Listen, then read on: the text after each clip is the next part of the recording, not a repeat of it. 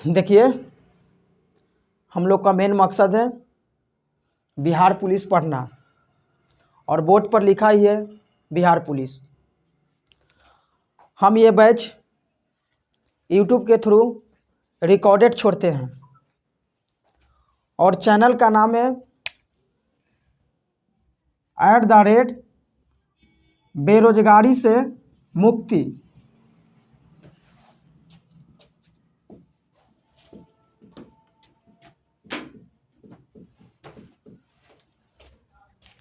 इस चैनल के थ्रू पर यूट्यूब के माध्यम से करवाया जाएगा। वीडियो को ज़्यादा बड़ा नहीं करते हैं, पढ़ाई चालू करते हैं। अच्छा लगे तो लाइक, सब्सक्राइब, कमेंट ज़रूर करिएगा और शेयर करिएगा।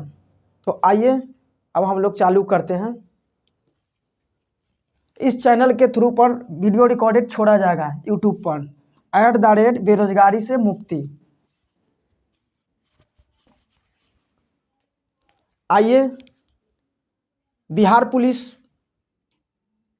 में एसएसटी हम पढ़ाते हैं और एसएसटी के थ्रू आज हम लोग ज्योग्राफी पढ़ने वाले हैं, क्योंकि बिहार पुलिस में ज्योग्राफी से प्रश्न ज़्यादा आ रहा है। उसको हम लोग पहले देखेंगे और ज्योग्राफी समझने का चीज़ है, समझ के पढ़िए। और हाँ, यहीं पर हम याद करवाने की कोशिश करेंगे, 90% यहीं पर हम याद करवाने की कोशिश करेंगे। तो आइए हम ज्योग्राफी चालू करते हैं। पहला चैप्टर हम लोग पढ़ेंगे भारत एक सामान्य परिचय। चैप्टर के नाम नहीं लिख रहे हैं, वीडियो बड़ा हो जाएगा। जिस तरीक़ा से पढ़ाते जाएंगे चैप्टर लिखते चला जाएंगे, हर एक टॉपिक जो नया आएगा उस चैप्टर लिखते जाएंगे। तो पहला चैप्टर हम लोग पढ़ते हैं भारत एक सामान्य परिचय।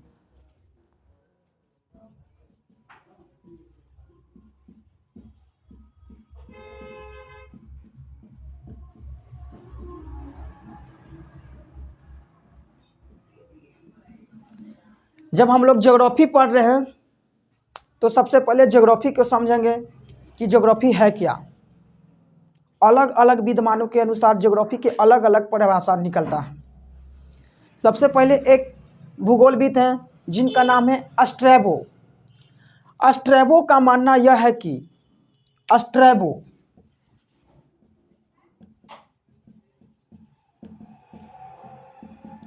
स्ट्रैबो का मानना यह है कि ज्योग्राफी यानी पृथ्वी पर उपस्थित आकाशीय पिंड, सागर, स्थलखंड, झील, जलप्रपात, नदी, मानवीय इत्यादि के बारे में हम लोग पढ़ते हैं, उसे ही ज्योग्राफी कहा जाता है। यह स्ट्रैबो नामक भूगोलविदा के अनुसार परिभाषा है। झील, नदी, जलप्रपात इत्यादि के बारे में हम लोग ग्रहण करते हैं, पढ़ते हैं, उसे ही भूगोल कहा जाता है। यह परिभाषा स्ट्रैबो नामक के अनुसार आएगा। तो प्रश्न ये पूछा जाएगा कि किस भूगोलविदा के अनुसार नदी, झील, स्थलखंड, जलप्रपात, मानवीय इत्यादि के बारे में ग्रहण करते हैं, उसे भूगोल कहा जाता है। तो स्ट्रैबो नामक विद्वान के अनुसार। फिर उसके बाद एक और भूगोलविदा आए जिनका नाम है इरेटोस्थनीज।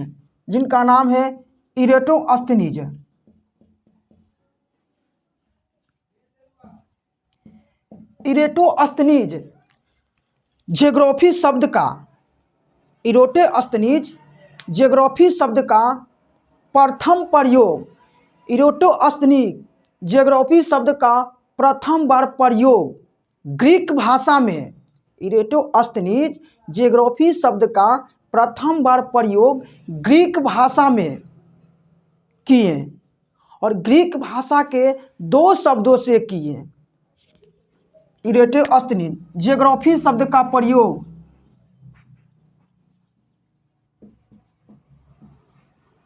ग्रीक भाषा में किए। इरेटोस्थनीज ज्योग्राफी शब्द का प्रयोग ग्रीक भाषा में किए और 2 शब्दों से किए, एक जियो और प्लस ग्राफो, जिसमें जियो का अर्थ पृथ्वी और ग्राफो का अर्थ वर्णन, अर्थात संयुक्त रूप से ज्योग्राफी का शाब्दिक अर्थ पृथ्वी का वर्णन होता है। जब दोनों को जोड़ देंगे तो यह बन जाएगा पृथ्वी का वर्णन। इरेटोस्थनीज का परिभाषा यह है। और इरेटोस्थनीज यूनान देश का रहने वाला है। यह इरेटोस्थनीज जो है यह यूनान का निवासी है। कहाँ का निवासी है? यूनान का निवासी है। तो प्रश्न पूछता है जिस कारण इरेटोस्थनीज ज्योग्राफी शब्द का प्रथम बार प्रयोग ग्रीक भाषा के 2 शब्दों से किए हैं, एक जियो और एक ग्राफो। जियो का अर्थ होता है पृथ्वी और ग्राफो का अर्थ होता है वर्णन, अर्थात संयुक्त रूप से ज्योग्राफी का शाब्दिक अर्थ पृथ्वी का वर्णन होता है, जिस कारण इरेटोस्थनीज को भूगोल का पिता भी कहा जाता है। जिस कारण इरेटोस्थनीज को भूगोल का पिता भी कहा जाता है, पिता भी कहा जाता है। यह इरेटोस्थनीज का अर्थ। कुछ विद्वान इरेटोस्थनीज के अलावा हिकेटियस को भी भूगोल का पिता मानते हैं, लेकिन प्रश्न सीधा सीधा इसका आंसर आता है कि भूगोल का पिता किसे कहा जाता है, तो हम लोग लगाएंगे, टिक आउट करेंगे इरेटोस्थनीज को। लेकिन इरेटोस्थनीज ना रहे हिकेटियस उसके ऑप्शन आते हैं। तो कुछ भूगोलविद्ता, कुछ लोग हिकेटियस को भी भूगोल का पिता मानते हैं। हिकेटियस को भी भूगोल का पिता मानते हैं, इसलिए क्योंकि हिकेटियस ने पहली बार, एक हिकेटियस का पुस्तक था, हिकेटियस ने अपनी पुस्तक में पीरियड्स, इनका एक पुस्तक था, हिकेटियस का एक पुस्तक था जिनका नाम था पीरियड, इनका नाम था पीरियड्स पुस्तक में पहली बार हिकेटियस ने पृथ्वी का क्रमबद्ध तरीका से अध्ययन किया था। क्या था? पृथ्वी को क्रमबद्ध तरीका से अध्ययन किया था, जिस कारण हिकेटियस को भी भूगोल का पिता माना जाता है।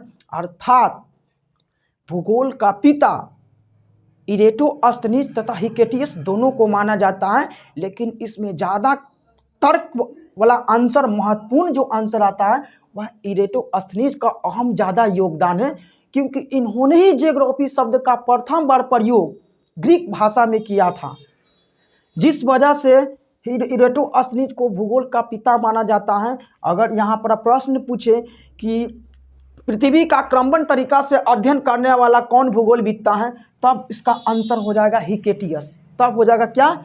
हिकेटियस। और किस पुस्तक में हिकेटियस ने पृथ्वी का क्रमबद्ध तरीका से अध्ययन किया था? पृथ्वी का क्रमबद्ध तरीका से अध्ययन किया था तो वह पीरियड्स पुस्तक में। कौन? पीरियड्स पुस्तक में। ये कुछ ज्योग्राफी के बारे में हुआ। और अभी का जो ज्योग्राफी, वर्तमान मॉडर्न ज्योग्राफी यानी आधुनिक ज्योग्राफी का पिता, आधुनिक ज्योग्राफी का पिता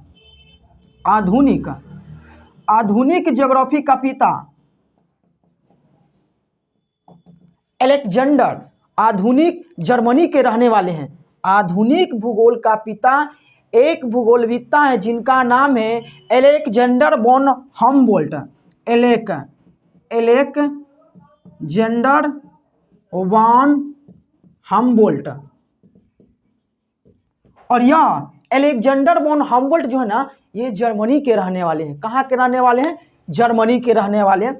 तो ये थोड़ा सा भूगोल के विषय में पढ़ने से पहले जान गए कि भूगोल के बारे में ये लोग इतना कुछ किए हैं। तो आइए सबसे पहले हम इसको याद कर लेते। ये थोड़ा कुछ इसके बारे में टेलर था, अब तो इस चीज़ों को समझने वाले अब है। ये तो कुछ फैक्ट है, इसको तो रटना ही रटना है। कौन जन्म दिया है, तो क्या इसमें कोई शक है? जो जन्म दिया वो पिता कहलाया। तो आइए सबसे पहले इतना चीज़ को हम थोड़ा याद कर लेते हैं। सबसे पूछेगा कि किस भूगोलविद्ता के अनुसार पृथ्वी पर उपस्थित आकाशीय पिंड,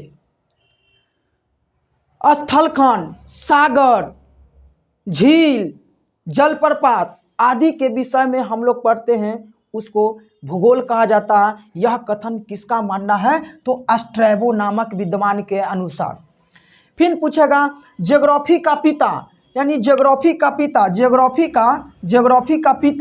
ज्योग्राफी का पिता किसे कहा जाता है? तो इरेटोस्थनीज को कहा जाता है। ज्योग्राफी का पिता किसे कहा जाता है? इरेटोस्थनीज को कहा जाता है। और इरेटोस्थनीज किस देश का रहने वाला था? यूनान के रहने वाला था। अगर इरेटोस्थनीज ना रहे तो उसके अनुसार ज्योग्राफी का पिता कौन हो जाएगा? हिकेटियस। किस पुस्तक में हिकेटियस में पहली बार ज्योग्राफी की, किस पुस्तक में हिकेटियस ने पहली बार ज्योग्राफी की परिभाषा दिया है? तो पीरियड्स पुस्तक में। किस पुस्तक में? पीरियड्स पुस्तक में। फिर पूछेगा आधुनिक भूगोल का पिता किसे कहा जाता है? तो अलेक्जेंडर वॉन हम्बोल्ट को। आधुनिक भूगोल का पिता किसे कहा जाता है? अलेक्जेंडर वॉन हम्बोल्ट को। और ये अलेक्जेंडर वॉन हम्बोल्ट कहाँ के रहने वाला पता है? जर्मनी के रहने वाले। कहाँ के रहने वाले हैं? जर्मनी के रहने वाले हैं। इतना कुछ याद हो गया होगा तो हम मिटाते हैं, क्योंकि जगह नहीं है पढ़ने के लिए। आइए मिटाते हैं।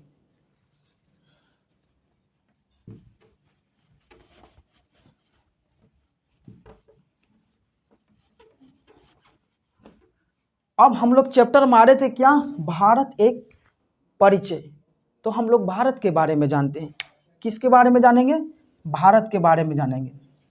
देखिए, भारत को तो यूं कई नाम से जानते हैं, भारत को बहुत नाम से जानते हैं। भारत को भारत कहा जाता है, भारत को आर्यावर्त कहा जाता है, भारत को हिंदुस्तान कहा जाता है, भारत को इंडिया कहा जाता है, भारत को जम्बू द्वीप कहा जाता है। इन तमाम नामों से भारत को जाना जाता है। भारत को भारत कहा जाता है, आर्यावर्त कहा जाता है, हिंदुस्तान कहा जाता है, इंडिया कहा जाता है, जम्बू द्वीप कहा जाता है। अब भारत देखिए, आर्य लोग कहाँ से आया था? मध्य एशिया से आया था। कहाँ से आया था? मध्य एशिया से आया था। ईरान, मध्य एशिया के ईरान देश से आया था। तो उत्तर भारत में कौन कौन आ जा गया? उत्तराखंड, उत्तर प्रदेश, असम, अरुणाचल प्रदेश, ये सगरो आर्य लोग रहते थे पहले। तो उत्तर भारत में आर्य लोग बसते थे। उत्तर भारत में आर्य लोग बसते थे, जिस वजह से उत्तर भारत में आर्य लोग बसते थे, जिस वजह से आर्य लोग ने भारत को आर्यावर्त कहा। यहां पर उत्तर भारत में आर्य रहते थे, जिस वजह से आर्यों ने भारत को आर्यावर्त कहा। और पता है, ये आर्य के सबसे शक्तिशाली राजा भरत थे। और भरत के नाम पर ही इस देश को भारत कहे जाने लगा। आर्य के सबसे शक्तिशाली राजा भरत थे। इन उत्तर भारत में आर्य लोग रहते थे, और इन आर्यों के सबसे शक्तिशाली राजा भरत थे, और उन्हीं के नाम पर इस देश को नाम भारत रखा गया, यानी भारत का नाम भारत रखा गया। तो प्रश्न पूछेगा किसके नाम पर भारत को भारत रखा गया? तो आर्य के सबसे शक्तिशाली राजा थे, जिसका नाम क्या था? भरत। क्या थे? आर्य के सबसे शक्तिशाली राजा थे, सबसे शक्तिशाली राजा थे, जिसका नाम क्या था? भारत। और इन्हीं के नाम पर भारत पड़ा। फिर वैदिक आर्यों का निवास स्थान सिंधु नदी हुआ करता था। अगर आर्य लोग सबसे पहले भारत में आता था ना, तो सिंधु नदी के सटले ही भारत है। तो भारत में आने से पहले आर्य को सिंधु नदी से गुजरना पड़ता था। भारत देश में आने से पहले आर्य को सिंधु नदी से गुजरना पड़ता था, जिस वजह से आर्यों ने सिंधु नदी को हिंदू नदी कहकर पुकारा। सिंधु नदी ना कहकर हिंदू नदी पुकारा, और इस देश को हिंदुस्तान कहा, हिंदू नदी के जगह सिंधु नदी को हिंदू नदी कहा तथा इस देश को हिंदुस्तान कहकर पुकारा। तो वैदिक आर्यों का निवास स्थान क्या कहाँ होता था? सिंधु नदी। और आर्य लोग सबसे पहले जब भारत आते थे तो सिंधु नदी से गुजरना पड़ता था, और सिंधु नदी ना कहकर वो लोग हिंदू नदी कहा और इस देश को हिंदुस्तान कहकर पुकारा। फिर इंडिया, यूनान सिंधु नदी, यूनानियों ने सिंधु नदी को, यूनानी लोग भी भारत आ रहा तो उसको भी भारत आने से पहले सिंधु नदी से गुजरना पड़ेगा, तो वो सिंधु नदी को इंडस कहकर पुकारा। यूनानियों ने सिंधु नदी को इंडस कहकर पुकारा तथा इस देश को, भारत देश को इंडिया कहकर पुकारा। क्या कहकर पुकारा? इंडस से बन गया क्या? इंडिया। ये हम सब परीक्षा में पूछने वाला नहीं है, बट फिर भी हम आपको बता दे रहे हैं। वीडियो इस पर लिखेंगे तो बड़ा वीडियो बन जाएगा। जम्बू द्वीप, 7 गो द्वीप था, उस द्वीप में से एक द्वीप जम्बू द्वीप भी था, और उन्हीं के नाम पर एक द्वीप, जम्बू द्वीप के नाम पर भी भारत नाम रखा गया। ये तमाम नामों से भारत को जाना जाता है, लेकिन अपना भारतीय संविधान में, भारत के संविधान आर्टिकल 1 कहता है या तो भारत या तो इंडिया। भारत के संविधान में भारत के लिए मात्र 2 नाम दर्शाया गया है। भारत के संविधान में भारत के लिए सिर्फ मात्र 2 नाम दर्शाया गया है, या तो इंडिया या तो इंडिया और या तो भारत। 1 से लेकर 395 अनुच्छेद कहीं भी उठा लीजिए, जहां भी भारत का जिक्र आएगा या तो इंडिया या तो भारत, कहीं भी ना मिलेगा आर्यावर्त, कहीं भी ना मिलेगा हिंदुस्तान, कहीं भी ना मिलेगा जम्बू द्वीप, कहीं भी। आर्टिकल 1 ही कहता है, आर्टिकल 1 कहता है इंडिया। आर्टिकल 1 क्या कहता है? इंडिया अर्थात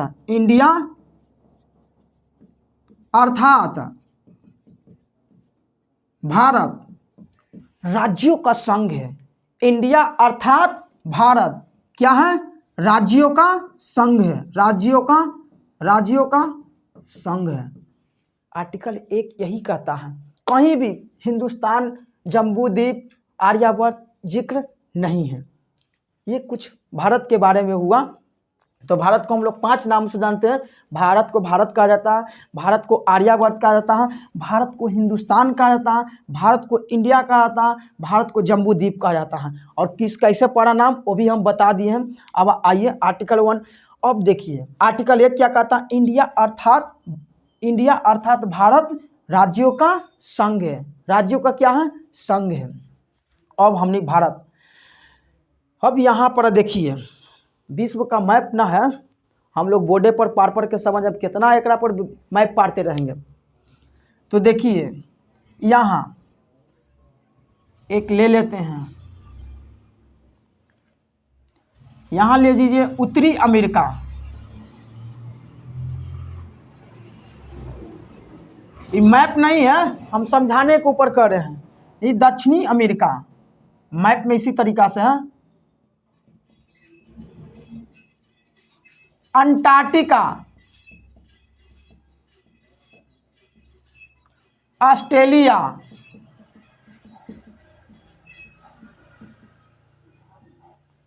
एशिया और अफ्रीका, और यहाँ एशिया, अफ्रीका, इस सट्टे यूरोप, सट्टल ही है, इस चिंता से है यूरोप। और अपना देश भारत, यहाँ पर आ गए एशिया, और यूरोप, और यहाँ पर अपना देश भारत है। यहाँ अपना देश कौन है? भारत। तो भारत ऊपर को उत्तर, नीचे को दक्षिण, इधर हो गया पूर्व, इधर हो गया पश्चिम। तो बताइए पृथ्वी को मुख्यतः 7 महादेश में बांटा गया है। पृथ्वी को मुख्यतः 7 महादेश में बांटा गया है। पृथ्वी को 7 महादेश में बांटा गया है, जिसमें से एक उत्तरी अमेरिका, दक्षिणी America, Antarctica, Australia, Asia, Europe, Africa. अब भारत के बारे में हम लोग ना पढ़े तो बताइए भारत किस महादेश में पड़ रहा है? एशिया महादेश में। और एशिया महादेश के नीचे है ना, तो कह सकते हैं कि भारत एशिया महादेश के दक्षिण में स्थित है। भारत जो है वह किस महादेश में है? एशिया महादेश के दक्षिण में है। कहाँ है? दक्षिण में। भारत सबसे पहले पूछेगा भारत किस महादेश में पड़ता है? तो एशिया महादेश में। एशिया महादेश के किस दिशा में है? दक्षिण में। नीचे आएंगे तो दक्षिण ना, ऊपर जाएंगे तो उत्तर, दक्षिण में है। अब बताइए पूरे महादेश को कितने में बांटा गया है? 7 महादेश। अब महादेश है क्या? सबसे बड़ा बात उठता है कि महादेश है क्या? इसको किनारे किनारे सगरो पानी पानी है, सगरो पानी पानी पानी पानी पानी पानी पानी ब्लू ब्लू से रहेगा मैप पर, पानी पानी सगरो चारों तरफ पानी है। महादेश किसको कहते हैं? जैसे देखिए एगो ईंट मिलने से घर का निर्माण नहीं होता है। ईंट, बालू, पत्थर, सीमेंट सबको मिलाने से एक मकान बनता है, तब जाके क्या बनता है? घर। उसी प्रकार से महादेश का निर्माण कैसे हुआ है? घर, गांव, नगर पंचायत, नगर, जिला, प्रमंडल, राज्य, देश, महादेश, और इस महादेश को मिलने से संसार बना है। तो पूरे दुनिया में कितना महादेश है? 7 महादेश है। महादेश यानी एक नज़रों में कह सकते हैं कि छोटे छोटे टुकड़ा मिलकर बड़ा टुकड़ा का निर्माण करा लिया, महादेश बन गया। कहने को समझाने के ऊपर बोल रहे हैं। मतलब देखो ना, गांव, पंचायत, राज्य, जिला, राज्य, देश, महादेश का निर्माण बना। तो इस दुनिया पर सबसे बड़ा महादेश है, सबसे महादेश है। और यहाँ पर देखिए एशिया महादेश, यहाँ पर देखिए एशिया महादेश। जो एशिया महादेश है ना, या विश्व का एशिया महादेश, हाँ कैमरा में, एशिया महादेश विश्व का सबसे बड़ा महादेश है। जो एशिया महादेश है वह विश्व का सबसे बड़ा महादेश है, जनसंख्या में भी और क्षेत्रफल में भी। तो हम कह सकते हैं कि एशिया महादेश जो है, एशिया महादेश विश्व का सबसे बड़ा महादेश, यानी कह सकते एशिया महादेश सबसे बड़ा जनसंख्या और क्षेत्रफल में भी, जनसंख्या और क्षेत्रफल में भी सबसे बड़ा कौन महादेश है? एशिया महादेश। और एशिया महादेश में लगभग 48 देश आता है, 48 देश आता है। और कोई 50 भी मानता है, क्योंकि एक रूस और तुर्की है जो यूरोप का हिस्सा है। कोई यूरोप में भी पड़ जाता है रूस और तुर्की, और एशिया में भी रूस और तुर्की पड़ जाता है। कोई भूगोलविद्ता अगर रूस और एशिया को एशिया महादेश में शामिल किया, तब तो उसके अनुसार एशिया महादेश में 50 देश हो गया। अगर कोई भूगोलविद्ता रूस और तुर्की को छोड़ दिया, तब उसके अनुसार 48 देश हो गया, 48 देश हो गया। और एशिया महादेश भारत के दक्षिण में स्थित है ना।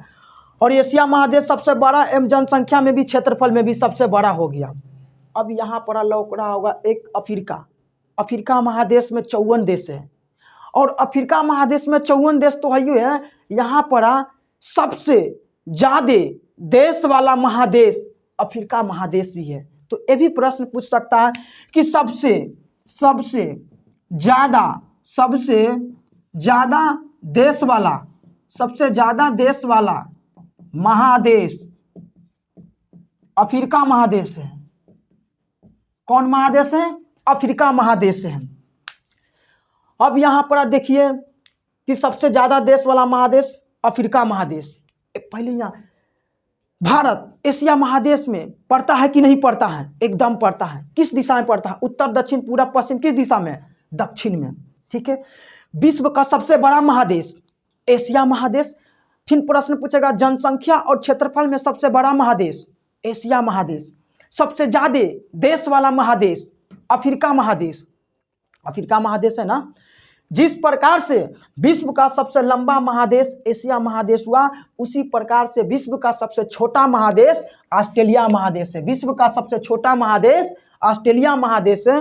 विश्व का सबसे छोटा महादेश, सबसे छोटा महादेश, सबसे छोटा महादेश ऑस्ट्रेलिया महादेश। कौन महादेश? ऑस्ट्रेलिया महादेश। ऑस्ट्रेलिया महादेश है। और ऑस्ट्रेलिया महादेश को एक और नाम से भी जानते हैं। इस महादेश को, ऑस्ट्रेलिया महादेश का दूसरा नाम है द्वीप, द्वीप महाद्वीप। तो प्रश्न ये भी पूछ सकता है कि किस महादेश को द्वीप महाद्वीप के नाम से जाना जाता है? तो ऑस्ट्रेलिया महाद्वीप को। इस महादेश का दूसरा नाम है द्वीप महाद्वीप, द्वीप महाद्वीप। और पता है महादेश को महाद्वीप भी कहा जाता है। महादेश या महाद्वीप दोनों एक ही नाम है। अब प्रश्न पूछेगा कि महादेश है क्या? तो परिभाषा नहीं होता, अब परिभाषा अब आएगा, सबसे सटीक परिभाषा। महादेश किसको कहते हैं? महादेश किसको कहते हैं? महादेश स्थल खंड के बड़े भूभाग को महादेश कहते हैं। स्थल खंड के, स्थल खंड के बड़े भूभाग को महादेश कहते हैं। अब देखिए स्थल खंड मतलब, देखिए इन्हें जल है ना, जल, ये भी जल लौक रहा, ये भी जल लौक रहा, ये भी जल लौक रहा। तो देखो उत्तरी अमेरिका स्थल खंड का बड़ा महादेश है, बड़ा भाग है ना। दक्षिणी अमेरिका स्थल का मतलब जहाँ हम लोग रह रहे हैं, पृथ्वी पर रह रहे हैं, मानव निवास कर रहा स्थल, उसको बोलते हैं। तो उत्तरी अमेरिका का स्थल खंड का सबसे बड़ा भाग उत्तरी अमेरिका हुआ। हाँ, दक्षिणी अमेरिका का स्थल खंड का सबसे बड़ा भाग दक्षिण अमेरिका हुआ। स्थल पर है ना, इन्हें आएंगे तो जले ना है, इन्हें बुला पूरा पानी लौक रहा तो जले ना है। यहाँ देखिए स्थल खंड का बड़ा भाग अंटार्कटिका हुआ, स्थल खंड का बड़ा भाग ऑस्ट्रेलिया हुआ, स्थल खंड का बड़ा भाग एशिया हुआ, स्थल खंड का बड़ा भाग यूरोप हुआ, और स्थल खंड का बड़ा भाग अफ्रीका हुआ। तो उसी परिभाषा सटीक निकल गया। स्थल खंड के बड़े भूभाग को महादेश कहते हैं। तो प्रश्न पूछेगा कि स्थल खंड के बड़े भूभाग को कहा जाता है महादेश, महासागर और कुछ कुछ देगा, तो हमको क्या टिक आउट करना है? महादेश। समझ में आ रहा है पूरा अच्छा से? हाँ, महादेश। अब सबसे छोटा महादेश ऑस्ट्रेलिया महादेश। ऑस्ट्रेलिया महादेश का दूसरा नाम क्या था? द्वीप महाद्वीप। इस महादेश में 14 देश आता है। ऑस्ट्रेलिया महादेश में 14 देश आता है, और सब देश को भी एक ट्रिक पर याद करवाएंगे। अब जो बात जिस प्रकार से, अब तो पूरा बोर्ड भर गया है, इसको हम मिटाते हैं। पहले एक मरतबा याद कर लेते हैं। भारत को कितने नाम से जानते हैं? 5 नाम। भारत को कितने नाम से जानते हैं? भारत को भारत कहा जाता है, हाँ। भारत को आर्यावर्त कहा जाता है, हाँ। भारत को हिंदुस्तान कहा जाता है, हाँ। भारत को इंडिया कहा जाता है, हाँ। भारत को जम्बूद्वीप कहा जाता है, हाँ। इन तमाम नामों से भारत को जाना जाता है। लेकिन भारत के संविधान में भारत को कितने नाम से जानते हैं? 2। या तो इंडिया, या तो इंडिया, या तो भारत, या तो इंडिया या तो भारत, अदरवाइज कोई नाम से नहीं जानते हैं। पृथ्वी को कितने महादेश में बांटा गया है? 7 महादेश में। उत्तरी अमेरिका, दक्षिणी America, Antarctica, Australia, Asia, Europe, Africa, 7 महादेश। पहले याद कर लेते हैं। उत्तरी अमेरिका, दक्षिणी America, Antarctica, Australia, Europe, Africa, और क्या हो गया? एशिया। इस 7 महादेश में सबसे बड़ा महादेश कौन महादेश हो गया? एशिया महादेश। और बताओ एशिया, भारत, अपना देश भारत किस महादेश में पड़ता है? तो एशिया महादेश में पड़ता है। किस महादेश में पड़ता है? एशिया महादेश। एशिया महादेश के किस दिशा में भारत पड़ता है? तो दक्षिण दिशा में, दक्षिण दिशा में। ये हो गया। जनसंख्या और क्षेत्रफल में सबसे बड़ा महादेश कौन हो गया? एशिया महादेश हो गया। जनसंख्या और क्षेत्रफल में सबसे बड़ा महादेश एशिया महादेश। सबसे ज्यादा देश वाला महादेश अफ्रीका महादेश में 54 देश। और एशिया महादेश में कितने देश आता है? 48 देश। इस महादेश में, एशिया महादेश में कितने देश आता है? 48 देश आता है। सबसे छोटा महादेश ऑस्ट्रेलिया महादेश। ऑस्ट्रेलिया महादेश का दूसरा नाम क्या है? द्वीप महाद्वीप के नाम से भी जाना जाता है। ये हम लोग कुछ महादेश के रिलेटेड में था जो हम लोग ने देखा। अब हम लोग इसको मिटाते हैं।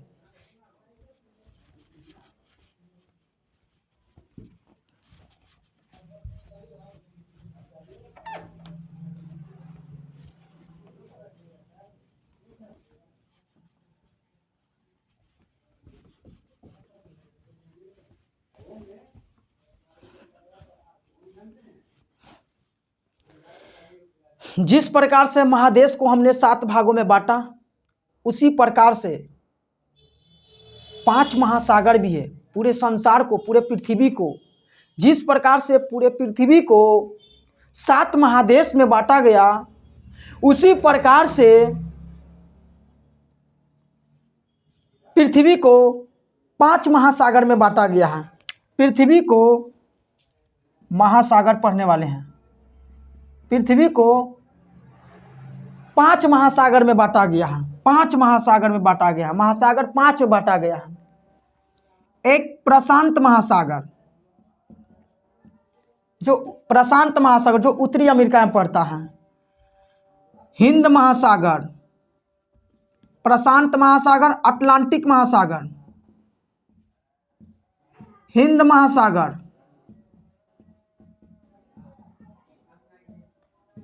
आर्कटिक महासागर, अंटार्कटिका,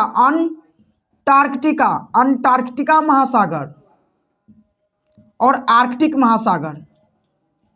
तो सबसे पूरे पृथ्वी को कितने महासागर में बांटा गया है? 5।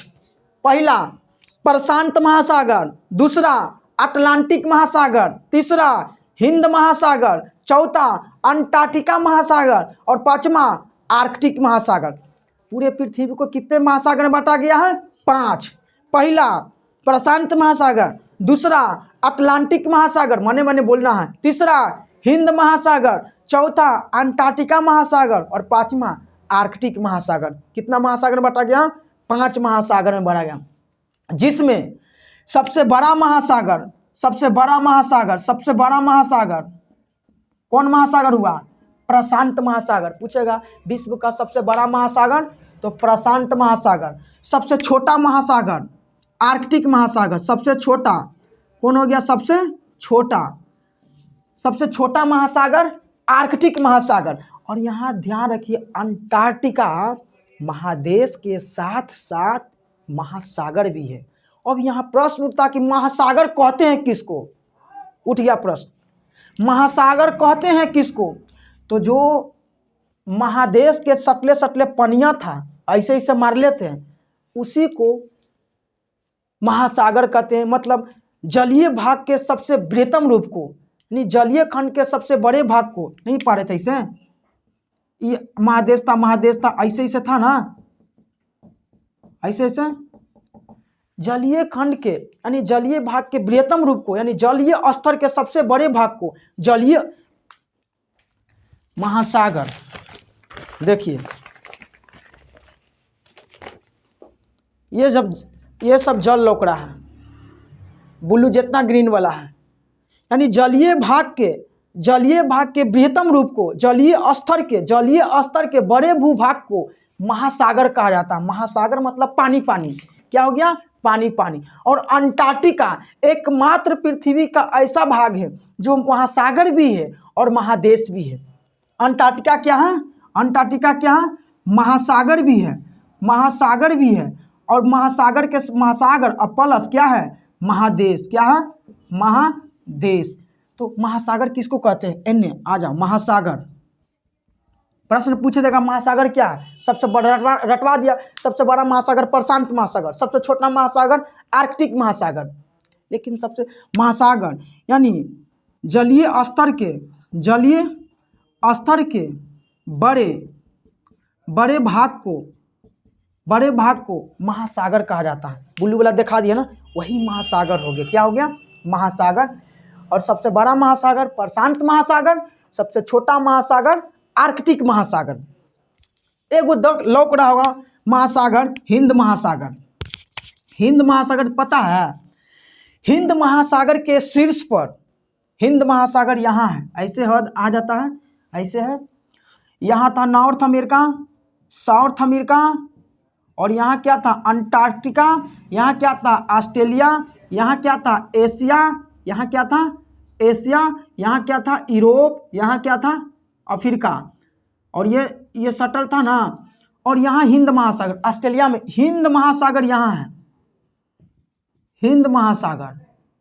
और इसके ऊपर भारत कहाँ था, यहाँ ना था, भारत था, एशिया महादेश के जो था ना। तो बताइए हिंद महासागर के शीर्ष पर भारत है कि नीचे है? तो शीर्ष पर, शीर्ष का मतलब ऊंचा। तो हिंद महासागर के शीर्ष पर एक देश स्थित है, उस देश का नाम क्या है? भारत। तो भारत हिंद महासागर के शीर्ष पर है कि नीचे में है? तो भारत हिंद महासागर के शीर्ष पर है।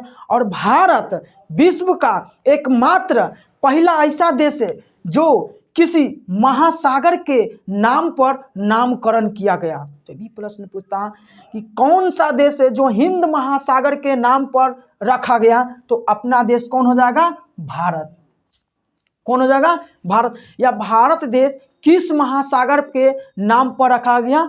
तो हिंद महासागर, क्योंकि एशिया महादेश यहाँ था ना और यूरोप था, दोनों सटले था, और यहीं तो भारत था। तो हिंद महासागर के शीर्ष पर एक देश स्थित है, उस देश का नाम क्या है? भारत। तो पूछता है कि भारत किस महासागर में पड़ता है? तो हम लोग क्या मानेंगे आंसर? हिंद महासागर। भारत किस महासागर में पड़ता है? हिंद महासागर, क्योंकि हिंद महासागर के ऊपरे है, ऊपरे हिंद महासागर के ऊपरे कौन सी आ जाएगा? इसी के सटले। तो यहाँ पर हो गया महासागर। क्या हो गया? महासागर। तो आइए यहाँ पर प्रश्न याद कर लें। सबसे बड़ा महासागर प्रशांत महासागर, सबसे छोटा महासागर आर्कटिक महासागर। विश्व का एकमात्र ऐसा कौन सा देश है जो किसी महासागर के नाम पर नामकरण किया गया? अपना देश भारत। अपना देश भारत। महासागर जलीय स्तर के बड़े भूभाग को महासागर कहा जाता है। क्या कहा जाता है? महासागर। अब यहाँ थोड़ा पर कुछ देख लेते हैं। जल, अब जलीय स्तर आ ही रहा तो जल एक वाव देख लेते हैं। पृथ्वी, पूरे पृथ्वी पर 71% भूभाग पर जल का विस्तार है। पूरे संसार पर 71% जल का विस्तार है। पूरे पृथ्वी, अगर देखा जाए पूरे संसार को, तो पूरे पृथ्वी पर 71% जल का विस्तार है और 29% पर स्थल है। क्या है? 29% पर स्थल का मतलब क्या है? जहां हम लोग रहते हैं। तो ये भी प्रश्न पूछेगा कि संसार में कितना प्रतिशत जल उपस्थित है? तो 71% जल पर। या पूछेगा प्रश्न कि पृथ्वी पर कुल कितना प्रतिशत भूभाग पर जल का विस्तार है? पृथ्वी के कुल कितना प्रतिशत भूभाग पर, लिख देते हैं, पृथ्वी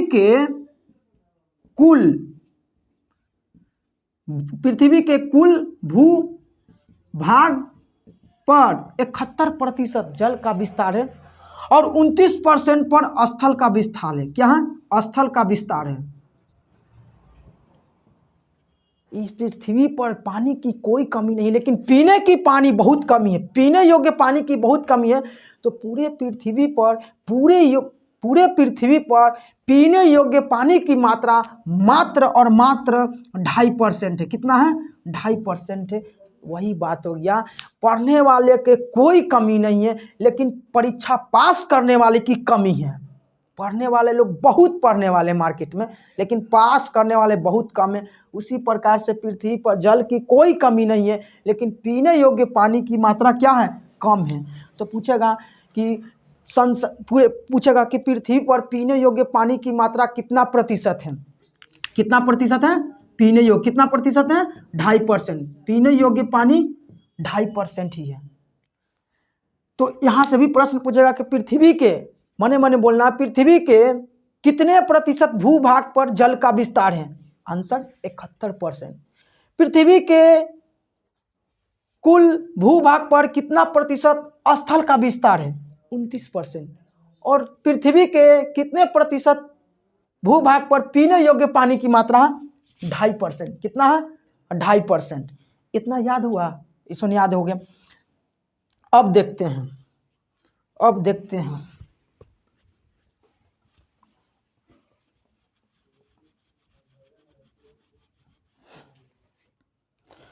मानचित्र, थोड़ा कुछ फैक्ट। भारत का मानचित्र, विश्व का मानचित्र, एने से जनाता है।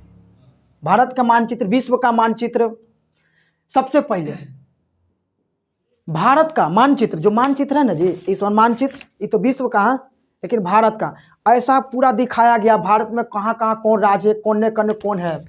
तो भारत का मानचित्र बनाने वाला प्रथम व्यक्ति, भारत का मानचित्र बनाने वाला प्रथम व्यक्ति जिनका नाम है एनाबिले। भारत का प्रथम मानचित्र बनाया है जिनका नाम है एनाबिले। भारत का प्रथम मानचित्र बनाने वाला व्यक्ति कौन है? एनाबिले। फिर प्रश्न पूछेगा कि भारत देश अपना, और भारत को विश्व के मानचित्र पर रखने वाला प्रथम व्यक्ति कौन है? तो भारत देश को विश्व मानचित्र पर दर्शाने वाला प्रथम व्यक्ति, भारत देश को विश्व मानचित्र पर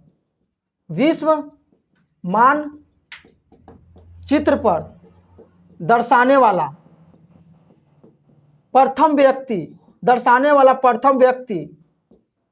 जिनका नाम क्या है? टॉलमी। जिनका नाम है टॉलमी। प्रश्न पूछेगा जिनका नाम क्या है? टॉलमी। भारत देश को विश्व मानचित्र पर, भारत है ना, तो विश्व के मानचित्र, जैसे एशिया महादेश के विश्व में रख दिया ना, तो उस पर रखने का काम पूरा विश्व, जब विश्व के मानचित्र देखेंगे तो पूरा देश को दर्शाया गया है। उसी ग्लोब पर पूरा देश को दर्शाया गया कि कौन कौन देश कहाँ है ग्लोब पर। तो भारत देश को विश्व मानचित्र पर दर्शाने वाला प्रथम व्यक्ति है जिनका नाम है टॉलेमी। क्या नाम है? टॉलेमी। वही पूरा संसार को, यानी पूरा विश्व ग्लोब का निर्माता, पूरा विश्व मानचित्र का निर्माता जो किए हैं, उनका नाम है विश्व ग्लोब का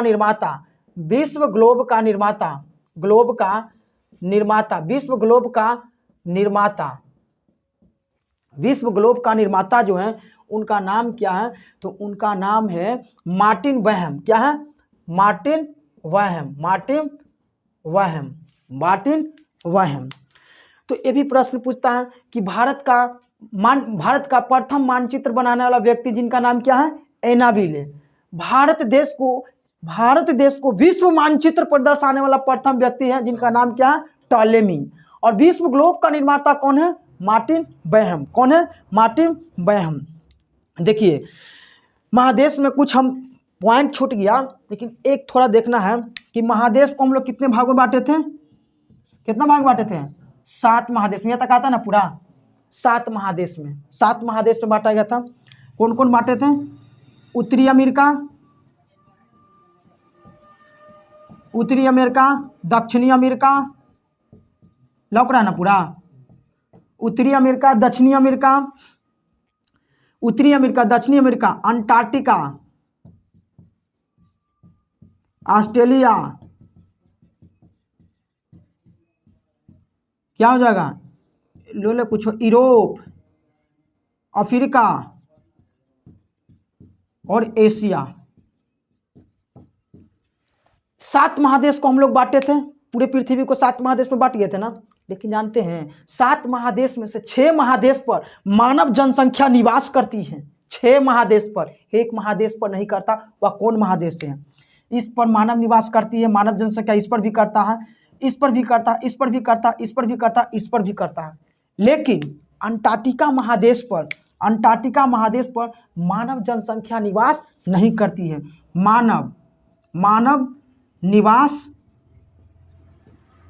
नहीं करती है।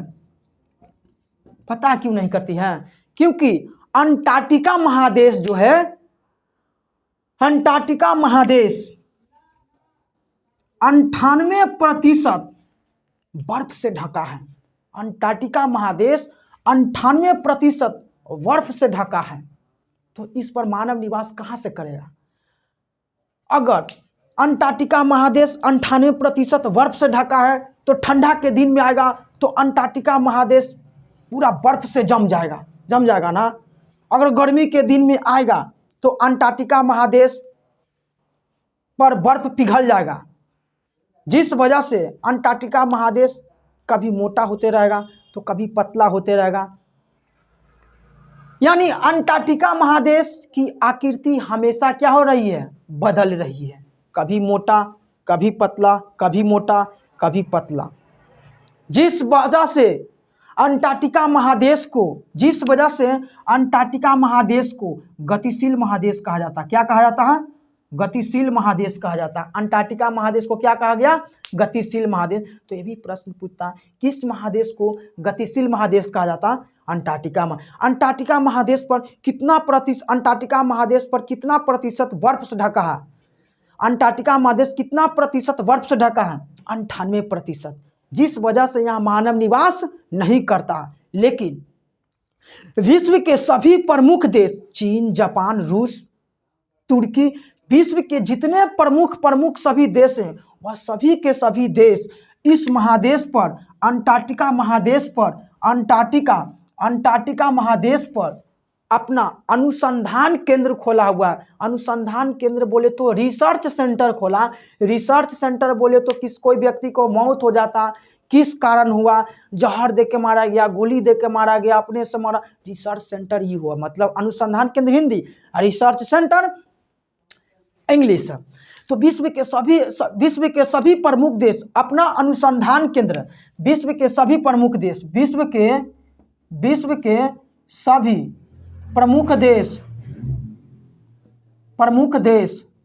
अपना अनुसंधान केंद्र किस महादेश पर खोला हुआ है, तो आंसर क्या हो जाएगा, अंटार्कटिका महादेश। किस महादेश पर मानव निवास नहीं करता है, अंटार्कटिका महादेश। अंटार्कटिका महादेश का कितना प्रतिशत बर्फ से ढका है, 98%। किस महादेश को गतिशील महादेश कहा जाता है, अंटार्कटिका में। यहाँ पर रिसर्च होता है, खोजबीन होता है, जिस वजह से अंटार्कटिका महादेश को विज्ञान को समर्पित महादेश भी कहा गया है। इस महादेश को विज्ञान को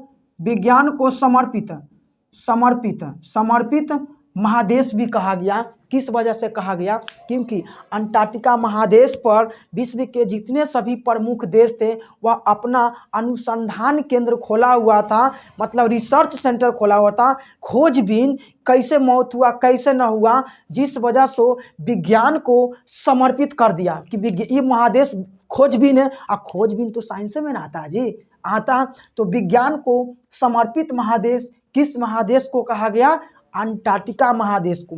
गतिशील महादेश किस महादेश को कहा गया, अंटार्कटिका को। कितना प्रतिशत बर्फ से ढका है, 98%। क्या इस महादेश पर मानव निवास करता है, नहीं।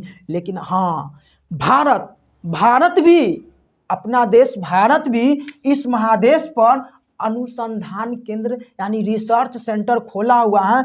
और जो भारत इस महादेश पर अपना रिसर्च सेंटर खोला हुआ है उस अनुसंधान केंद्र का नाम है मैत्री भारती दक्षिण गंगोत्री।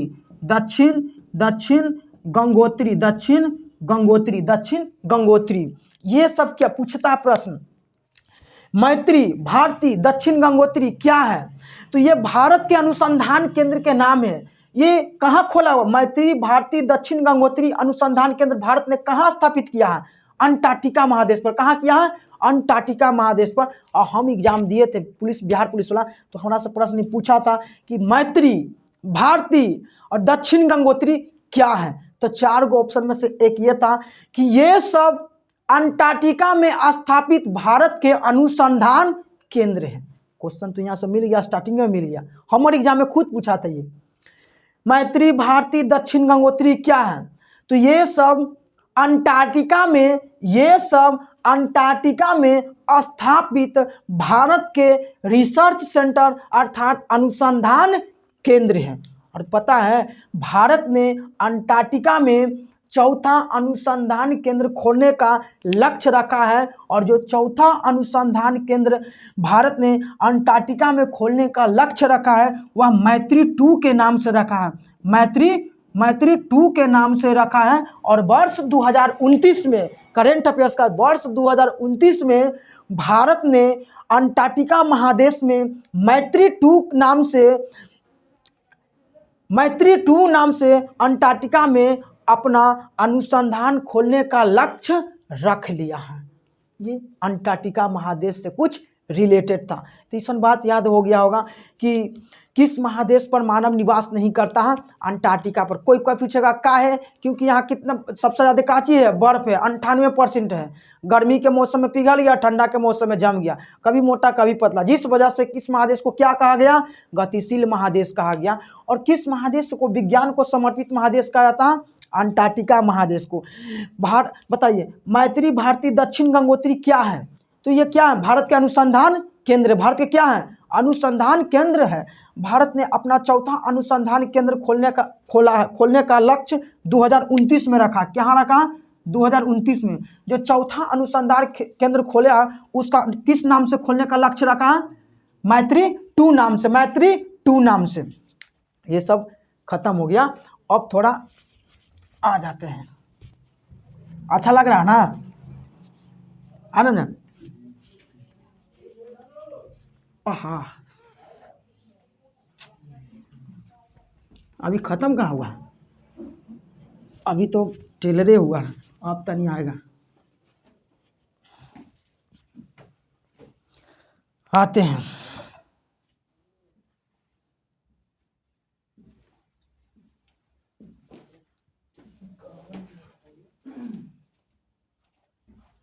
हम सन ऐसी पार के काम चलाएंगे।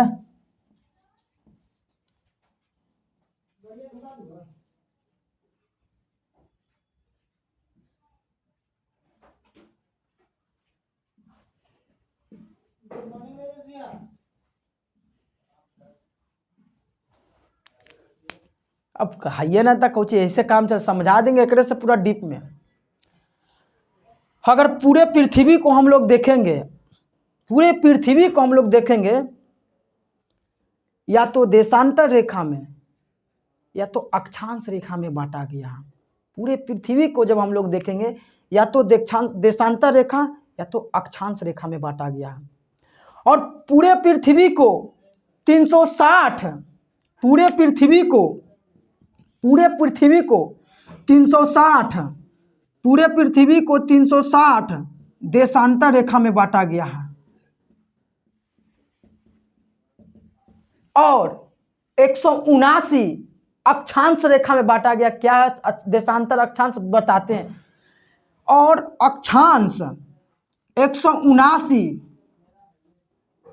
अक्षांश रेखा में बांटा गया है। पूरे पृथ्वी को 360 देशांतर रेखा और 179 अक्षांश रेखा में बांटा गया है।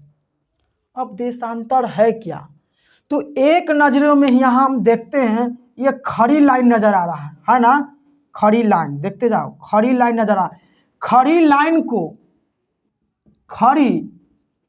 लाइन को देशांतर कहा। क्या है बताते हैं? खड़ी लाइन को देशांतर कहा। और ये जो पड़ी लाइन है, ये जो पड़ी लाइन है, इसको हम लोग अक्षांश रेखा कहते हैं। क्या कहते हैं? अक्षांश रेखा कहते हैं। इसका परिभाषा ये नहीं है, समझाने के लिए करें।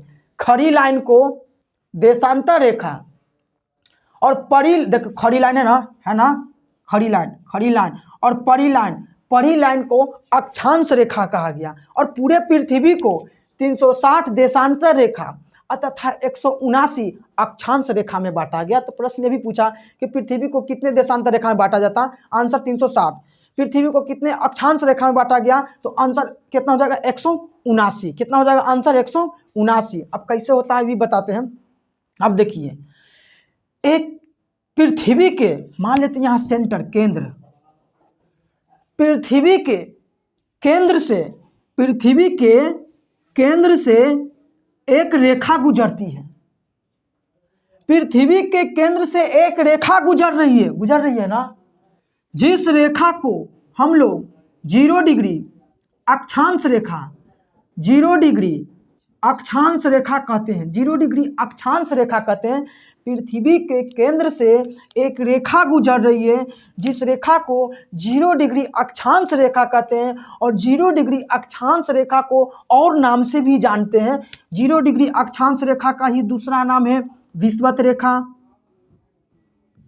इसका नाम ही दूसरा नाम फिर क्या है? भूमध्य रेखा। भूमध्य रेखा।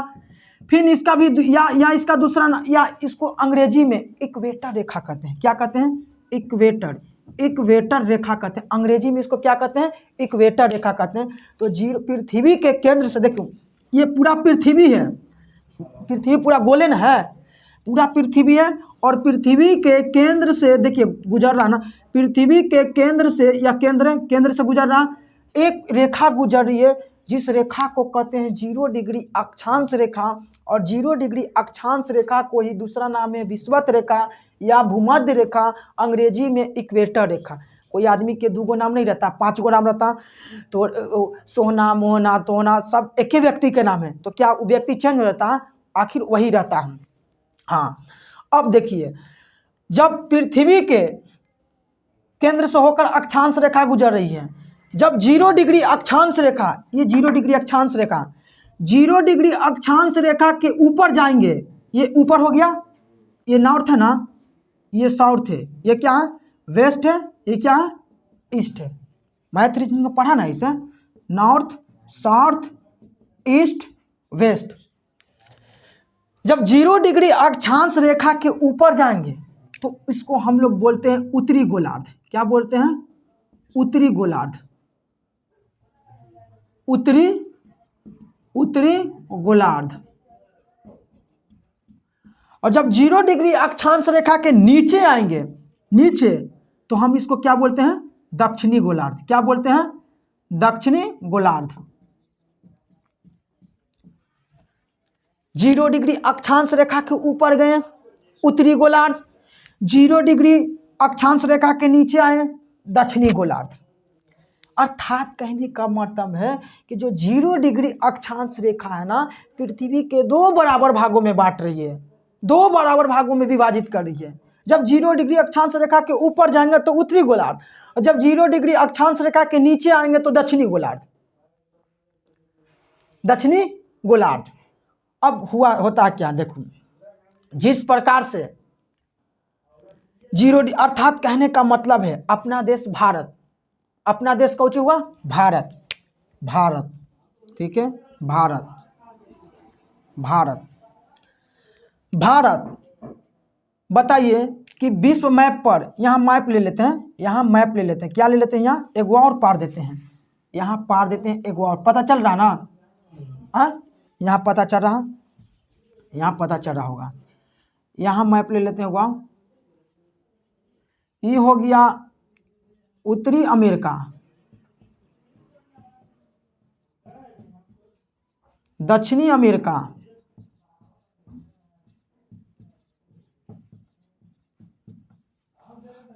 Antarctica,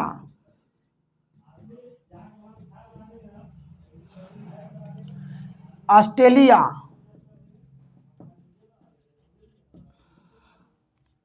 Asia, Europe,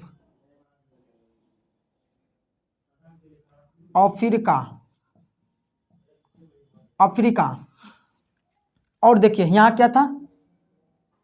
Bharat. यहाँ क्या था? भारत। तो देखना यहाँ पर है कि भारत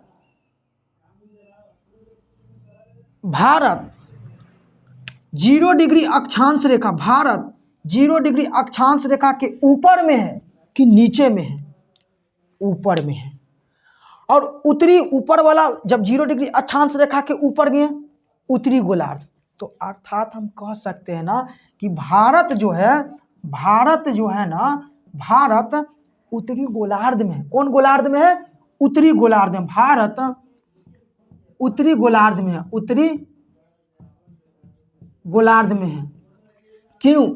जब 0 डिग्री अक्षांश रेखा के ऊपर जाते हैं उत्तरी गोलार्ध, और भारत एशिया महादेश के नीचे और विषुवत 0 डिग्री अक्षांश रेखा के ऊपर, और ऊपर वाला जब 0 डिग्री अक्षांश रेखा के ऊपर जा रहे हैं तो क्या आ रहा है? उत्तरी गोलार्ध। अर्थात हम कह सकते हैं कि भारत उत्तरी गोलार्ध में स्थित है। ये हो गया। जिस प्रकार से 0 डिग्री अक्षांश रेखा पृथ्वी को 2 बराबर भागों में बांटा, उसी प्रकार से 0 डिग्री देशांतर रेखा, खड़ी लाइन को हम लोग देशांतर रेखा बोलते हैं ना, उसी प्रकार से 0 डिग्री देशांतर रेखा, एक 0 डिग्री अक्षांश रेखा था, अब 0 डिग्री देशांतर रेखा है। 0 डिग्री देशांतर रेखा पृथ्वी को 2 बराबर भागों में बांटता है, पृथ्वी को 2 बराबर भागों में बांटता है। 0 डिग्री देशांतर रेखा भी पृथ्वी के 2 बराबर भागों में बांट रहा। जब 0 डिग्री देशांतर रेखा के दाहिना साइड जाएंगे, 0 डिग्री देशांतर रेखा के, ये खड़ी लाइन है ना जी, देखो है ना, खड़ी लाइन को हम लोग क्या बोल रहे थे, देशांतर रेखा।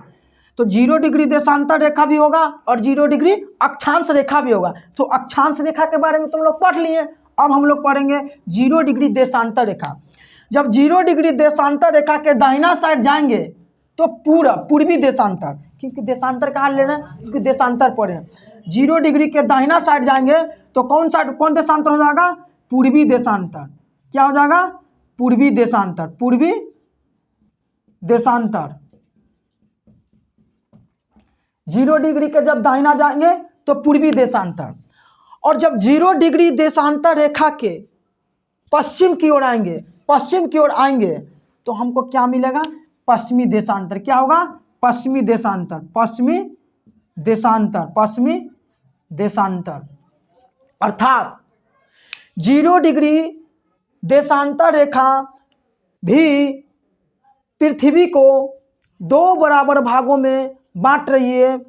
जब 0 डिग्री देशांतर रेखा के दाहिना साइड जा रहे हैं तो पूर्वी देशांतर, और जब 0 डिग्री देशांतर रेखा के बायां साइड आ रहे हैं तो पश्चिमी देशांतर। क्योंकि इधर क्या है, वेस्ट है ना, ईस्ट है, तो इधर के हम लोग खड़ी लाइन से हम लोग दाहिना, देखिए खड़ी हाथ मेरा इधर है तो खड़ी हम लोग खड़ा लाइन पर है, तो इन्हें क्या हो गया, दाहिना, और दाहिना साइड में कौन है, पूरब, तो पूर्वी देशांतर, और बायां साइड में इन्हें कौन सी हो गया, पश्चिम, तो पश्चिमी देशांतर। अर्थात अपना देश भारत कहाँ है, अपना देश भारत कहाँ है, अपना भारत यहाँ है, भारत अपना कहाँ है, यहाँ है। और देखिए मैप पर एशिया महादेश के, तो बताइए क्या भारत पश्चिमी देशांतर में है या पूर्वी देशांतर में है। तो भारत जो अपना ये भारत है वह 0 डिग्री देशांतर रेखा के पूरब में है, इसलिए क्या हाँ कौन देशांतर में हो जाएगा, पूर्वी देशांतर में।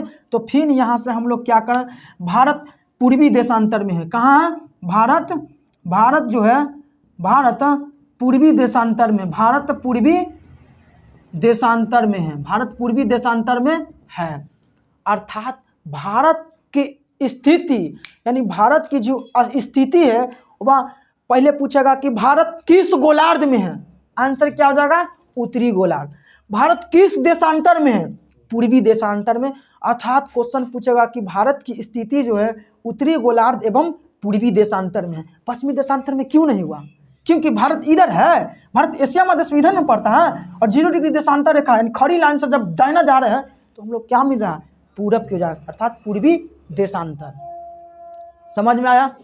अब देखिए वीडियो के कितना देरी हुआ, अच्छा पूर्वी देशांतर। अब यहाँ अब देखना हुआ क्या, जिस प्रकार से हम लोग इस तरीक़ा से बांट के पढ़े अक्षांश रेखा और देशांतर रेखा, तो इसको सबसे पहले हम लोग एक बार याद करते हैं। कैसे याद करते हैं, पहला प्रश्न पूछेगा कि पृथ्वी के केंद्र से होकर गुजरने वाली रेखाओं का नाम क्या है। तो पृथ्वी के केंद्र से होकर गुजरने वाली रेखा है जिसको नाम क्या है, 0 डिग्री अक्षांश रेखा। फिर पूछेगा यह प्रश्न कि पृथ्वी के केंद्र से पृथ्वी के 0 डिग्री अक्षांश रेखा कहाँ से गुजरती है। तो 0 डिग्री अक्षांश रेखा पृथ्वी के केंद्र से गुजरती है। पृथ्वी के केंद्र से होकर गुजरने वाली रेखा का नाम क्या है, 0 डिग्री अक्षांश रेखा। फिर प्रश्न पूछेगा कि 0 डिग्री अक्षांश रेखा का दूसरा नाम क्या है। तो विषुवत रेखा भी है, भूमध्य रेखा भी है, इक्वेटर रेखा भी। इन तमाम नामों से 0 डिग्री अक्षांश रेखा को जाना जाता है। फिर प्रश्न पूछेगा कि 0 डिग्री अक्षांश रेखा पृथ्वी के कितने बराबर 2 भागों में बांटती है। तो 2, कौन कौन, एक उत्तरी गोलार्ध और एक दक्षिणी गोलार्ध।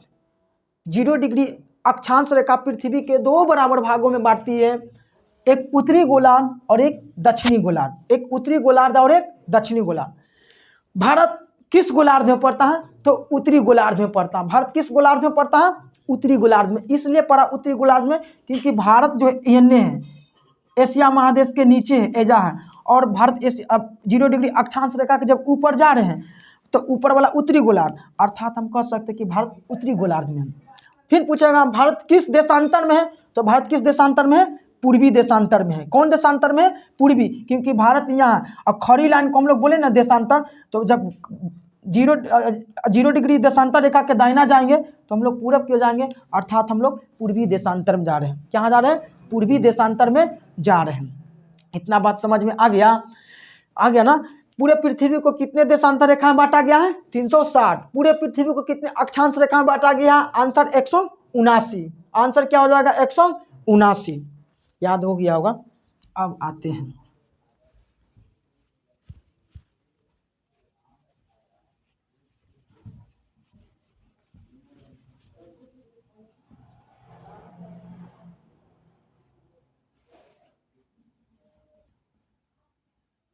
देखिए अब होता क्या है, यहां ले लेते हैं, ये 0 डिग्री अक्षांश रेखा गुजर रहा, 1 2 3 4 5 6 7 8 9 ऐसी करते करते कहाँ आ गई है? 90 डिग्री। कहाँ आ गई है? जब 0 डिग्री अक्षांश रेखा 90 डिग्री, अब जब ऐसे करते करते 1 2 3 ऐसे करते करते कहाँ आ गई है? 90 डिग्री। कहाँ आ गई है? 90 डिग्री। जब 0 डिग्री अक्षांश रेखा के ऊपर में जाएंगे तो उत्तरी गोलार्ध, और जब 0 डिग्री अक्षांश रेखा के नीचे आएंगे तो दक्षिणी गोलार्ध। क्या? दक्षिणी गोलार्ध। अब जो अपना भारत है वो भारत कहाँ तक फैला है? जब 1 डिग्री 2 डिग्री 3 डिग्री करते करते 90 डिग्री जाएंगे तो 0 डिग्री अक्षांश रेखा के जब ऊपर जाएंगे और 90 डिग्री पहुंचेंगे तो उसको 90 डिग्री जहां पहुंचेंगे उसको हम लोग उत्तरी ध्रुव कहते हैं। क्या कहते हैं? उत्तरी ध्रुव कहते हैं। उत्तरी ध्रुव कहते हैं। जब 0 डिग्री अक्षांश रेखा के नीचे आएंगे 1 2 3 4 5 करते करते 90 डिग्री तक आ जाएंगे। जब 90 डिग्री तक आ जाएंगे तो इसको हम लोग दक्षिणी ध्रुव बोलेंगे। क्या बोलेंगे? दक्षिणी ध्रुव बोलेंगे। क्या बोलेंगे? दक्षिणी ध्रुव बोलेंगे। दक्षिणी ध्रुव बोलेंगे। अब है क्या? भारत उत्तरी गोलार्ध एवं पूर्वी देशांतर में था या कि नहीं था? अब देखना है, भारत 0 डिग्री अक्षांश रेखा और 90 डिग्री उत्तरी अक्षांश रेखा, 0 डिग्री अक्षांश रेखा और 90 डिग्री उत्तरी ध्रुव। 90 डिग्री को हम लोग क्या बोले? उत्तरी ध्रुव। जब ऊपर में गया था, जब नीचे में आएंगे 90 डिग्री तो हम लोग क्या बोलेंगे? दक्षिणी ध्रुव। तो अक्षांश रेखा 0 डिग्री अक्षांश रेखा और 90 डिग्री उत्तरी ध्रुव के बीच में भारत फैलल है कि नहीं है? भारत एहनी ना है। उत्तरी गोलार्ध भी एनी था और पूर्वी देशांतर भी एनी था। और डायग्राम देखो कैसा बन रहा, ऐसे बन रहा ना, 90 डिग्री 0 डिग्री अक्षांश, भारत एनी ना है, दाहिना एनी ना है, तो भारत 0 डिग्री अक्षांश रेखा और 90 डिग्री उत्तरी ध्रुव के बीच में फैलल है कि नहीं फैलल है? एकदम फैलल है। और जो भारत 0 डिग्री अक्षांश रेखा और 90 डिग्री उत्तरी ध्रुव के बीच में जब भारत को देखा जाए तो भारत का विस्तार 0 डिग्री अक्षांश रेखा और 90 डिग्री उत्तरी ध्रुव, 90 डिग्री उत्तरी ध्रुव, 0 डिग्री अक्षांश रेखा और 90 डिग्री उत्तरी ध्रुव के बीच में जब भारत को देखा जाए तो भारत का अक्षांशीय विस्तार, तेरा लाइन के सपोर्ट करो, रोको,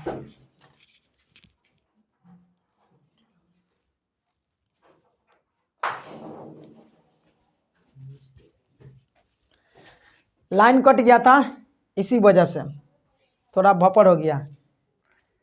सब सिस्टम रख ले रहते ना। जब भारत को 0 डिग्री अक्षांश रेखा और 90 डिग्री उत्तरी ध्रुव के बीच में रखा जाए तो भारत का जो अक्षांशीय विस्तार है, भारत का अक्षांशीय विस्तार 8 डिग्री 4 मिनट 8 डिग्री 4 मिनट से लेकर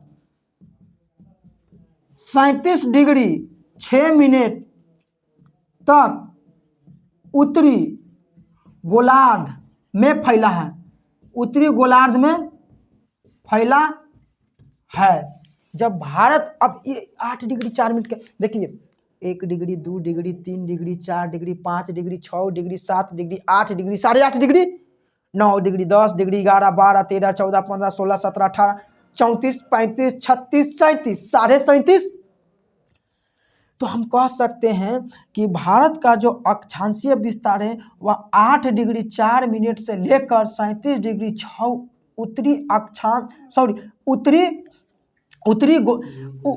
उत्तरी भारत का अक्षांश 8 डिग्री 4 मिनट से लेकर 37 डिग्री 6 उत्तरी अक्षांश रेखा में है, उत्तरी गोलार्ध नहीं, उत्तरी अक्षांश रेखा में, उत्तरी अक्षांश रेखा में फैला है। उत्तरी अक्षांश रेखा में क्या है तो फैला। तो प्रश्न ये भी पूछता है, एकदम बहुत VVI क्वेश्चन है कि भारत का अक्षांशीय विस्तार कितना है, तो 8 डिग्री 4 मिनट से 37 डिग्री 6 मिनट उत्तरी अक्षांश रेखा में है। अब है क्या, अब देखिए बताइए 3 और 5 के बीच में 4 आएगा कि नहीं आएगा, एकदम आएगा। तो 8 डिग्री 4 मिनट 8 डिग्री 4 मिनट और 37 डिग्री 6 मिनट के बीच में क्या 23.5 डिग्री आएगा कि नहीं आएगा, 23.5 डिग्री उत्तरी अक्षांश रेखा आएगा कि नहीं आएगा। देखिए 9 10 11 12 13 14 15 16 17 18 19 20 21 22 23 23.5 24 आएगा 23.5। जो 8 डिग्री 4 मिनट और 37 डिग्री 6 मिनट के बीच में जो 23.5 डिग्री आ रहा है, 23.5 डिग्री उत्तरी अक्षांश रेखा आ रहा है, जो 23.5 डिग्री उत्तरी अक्षांश रेखा आ रहा है, उसी को तो हम लोग कर्क रेखा कहते हैं। यानी 23.5 डिग्री उत्तरी अक्षांश रेखा को उत्तरी अक्षांश रेखा को कर्क रेखा कहा जाता है। क्या कहा जाता है, कर्क रेखा कहा जाता है, कर्क रेखा कहा जाता है। अब बताइए कर्क रेखा, जब भारत का अक्षांशीय विस्तार 8 डिग्री 4 मिनट से लेकर 37 डिग्री 6 मिनट उत्तरी अक्षांश रेखा में फैला है और 8 डिग्री 4 मिनट से लेकर 37 डिग्री 6 मिनट के बीच में 23.5 डिग्री उत्तरी अक्षांश रेखा आएगा। देखिए ना, चढ़ेंगे तो आएगा ना जी, 23.5 डिग्री अबे करेगा, बड़ा हमारा नहीं है। तो 23.5 डिग्री उत्तरी अक्षांश रेखा को कर्क रेखा कहा जाता है। और कर्क रेखा जो है यह एकदम भारत के बीचों बीच से गुजरता है। कर्क रेखा जो है ना, यह कर्क रेखा जो है एकदम भारत के बीचों बीच से होकर गुजरता है। और कर्क रेखा भारत को 2 बराबर भागों में बांटती है। जो कर्क रेखा है, कर्क रेखा भारत के बीचों बीच से गुजरती है, बीचों बीच से क्या होती है, गुजरती है। कर्क रेखा भारत के बीचों बीच से गुजरती है। और यहीं तक कि नहीं, कर्क रेखा जो है भारत को, कर्क रेखा यहाँ कर्क रेखा जो है, कर्क रेखा भारत को 2 बराबर भागों में बांटती है। कर्क रेखा भारत को 2 बराबर भागों में बांटती है। यह भी प्रश्न पूछेगा, कौन सा रेखा भारत को 2 बराबर भागों में बांटती है, तो कर्क रेखा और कर्क रेखा भारत के एकदम बीचों बीच से गुजरती है। और पता है कर्क रेखा भारत के, कर्क रेखा जो है ना, कर्क रेखा जो है वह भारत के, कर्क रेखा भारत के 8 राज्य से गुजरती है, 8 राज्यों से गुजरती है। बताओ कर्क रेखा भारत के 8 राज्यों से गुजरती है। हम भारत का मैप नहीं है, लेकिन हम याद करवा देते हैं ट्रिक से, टेंशन लेने का नहीं। कर्क रेखा भारत के 8 राज्यों से गुजरती है, जिसमें गुजरात, राजस्थान, मध्य प्रदेश,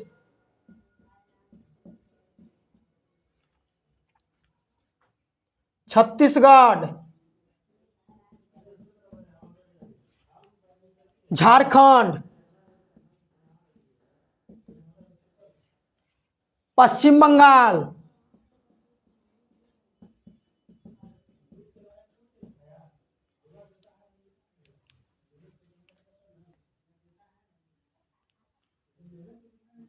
त्रिपुरा, मिजोरम। कर्क रेखा भारत के 8 राज्यों से गुजरती है। वह कौन कौन राज्य हैं? गुजरात, राजस्थान, मध्य प्रदेश, छत्तीसगढ़, झारखंड, पश्चिम बंगाल, त्रिपुरा, मिजोरम। और जो 8 राज्य से गुजरती है ना, इसको याद रखने का ट्रिक क्या है? इसको याद रखने का ट्रिक है गरम छाछ पी, तृप्ति मिले, तृप्ति मिलेगी, तृप्ति मिलेगी। अब देखो, हाँ ना, याद रखने का इसको ट्रिक है, ट्रिक कर्क रेखा का ट्रिक गरम, ट्रिक गरम छाछ पी, बोलते ना नमोना, सुना रहा, तृप्ति मिलेगी। याद रखने का ट्रिक, ग से गुजरात, र से राजस्थान, म से मध्य प्रदेश, छ से छत्तीसगढ़, झ से झारखंड, पी से पश्चिम बंगाल, तृप्ति से त्रिपुरा, मिलेगी से मिजोरम।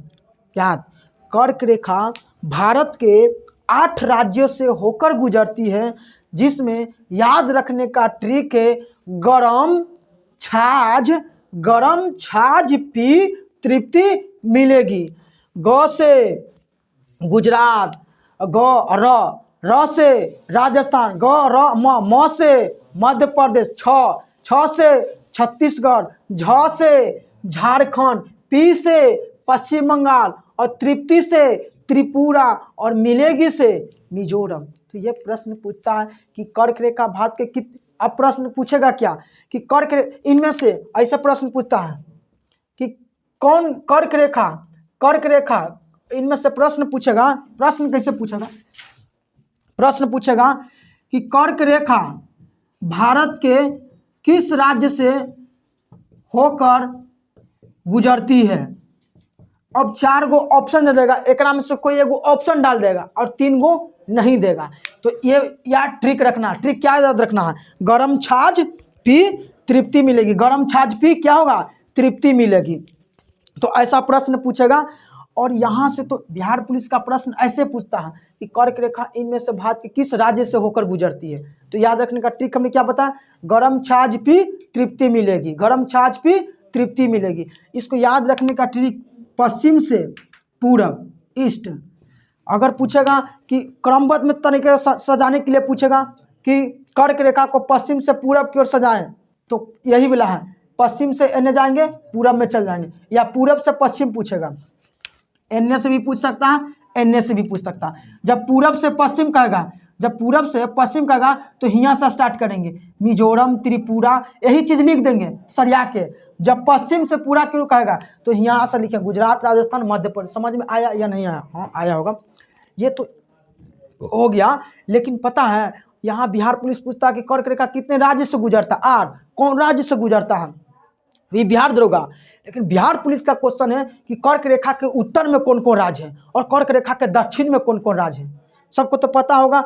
यहाँ पर भी यूट्यूब पर भी पढ़ाया जाता है कि गमछा पर मित्र झारम, इस पर याद होता है। लेकिन यहाँ पर गरम छाछ भी तृप्ति मिलेगी, ये ट्रिक याद रखना। और कर्क रेखा के उत्तर में कौन कौन राज्य है, मैप से भी दिखाएंगे धीरे में करके। जो कर्क रेखा के उत्तर में लौक रहा है यहाँ से, कर्क रेखा के उत्तर में स्थित राज्य कौन कौन है, कर्क रेखा के उत्तर में स्थित राज्य कौन है। तो इसके लिए एक ट्रिक बनाए हैं। क्या बनाए हैं, बहुत शानदार ट्रिक है। इसके लिए एक ट्रिक है, कर्क रेखा के उत्तर में जो स्थित राज्य है, इसके लिए क्या है, ट्रिक है। अरे लौक रहा पूरा ना ट्रिक। कितना हो गया, 1.5 घंटा के लमसम है। अच्छा मैं याद कर, कर्क रेखा के ट्रिक एक उत्तर में ट्रिक बता देते हैं। जो इस ट्रिक है गया सब खत्म। इस ट्रिक है अ उ उ हा ही उ हा ही नमक मेल बीसी, नमक मेल बीसी। यहाँ तक कोई नहीं बताएगा, सीधे वहाँ तक बताएगा। कर्क रेखा 8 राज्य से गुजरती है, 8 राज्य बता देगा पार। लेकिन उत्तर में कौन कौन राज्य है कर्क रेखा, क्या कि बिहार पुलिस पूछता है कि इनमें से कौन कर्क रेखा के उत्तर में स्थित कौन सा राज्य है, और एक राज्य उठा लेता है और बाकी छोड़ देता है। इसको याद अ उ ह ई नमक मेल बीसी। तो जानते हैं कि अ से हमेशा क्या होता है, अ से असम होता है या नहीं होता है। फिर अ से अरुणाचल प्रदेश बोल सकते हैं ना, अरुणाचल प्रदेश।